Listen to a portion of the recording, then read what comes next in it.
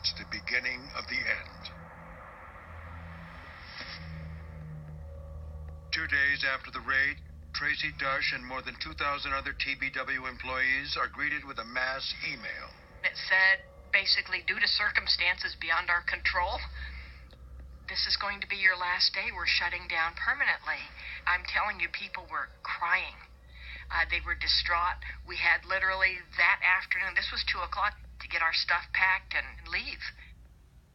TBW files for bankruptcy on August 24th. 1 day later, Colonial Bank, with $26 billion in assets, goes under. It's the 6th largest bank failure in U.S. history. The FDIC steps in to pick up the pieces. Back in Ocala, grim reality replaces shock. TBW had a huge presence in our community, and the day that the Fed shut it down, it felt like a gut punch.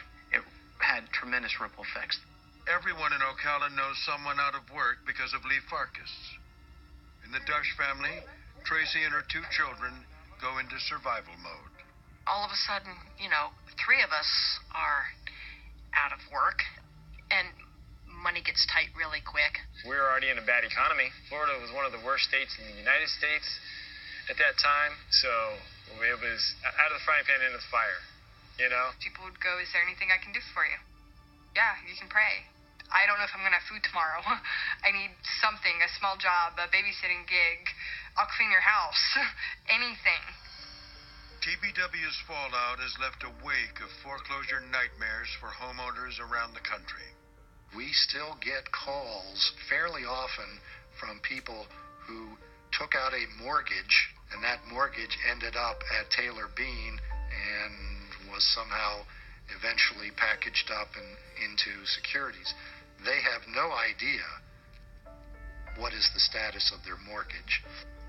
Like Sandy Smith in Stephenville, Texas, who is fighting to keep the 4-bedroom home she bought in 2007.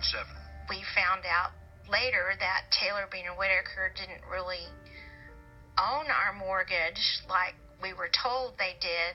For months, Smith promptly mailed her mortgage payment to TBW. Now, she doesn't know where her money went. All of a sudden, you get a foreclosure notice, and you're wondering, why am I getting a foreclosure notice? We've been making payments. Smith can't get a straight answer on who cashed her mortgage checks. She knows that her mortgage note was packaged into securities, then sold to multiple banks. And she's not alone. TBW did the same thing to more than 500,000 other homeowners. As these loans are being sold to different entities, homeowners are getting letters from multiple institutions saying, this is my loan. No, this is my loan. No, it's my loan. How can all of these people want my money all at the same time? For Smith, who has fought 4 foreclosures and even potential eviction from her home, Farkas's downfall means little. She wants the laws to change. You're not supposed to lose your house, and you've done everything that you're supposed to do. Who's going to enforce those laws? Do we see the justice system as working?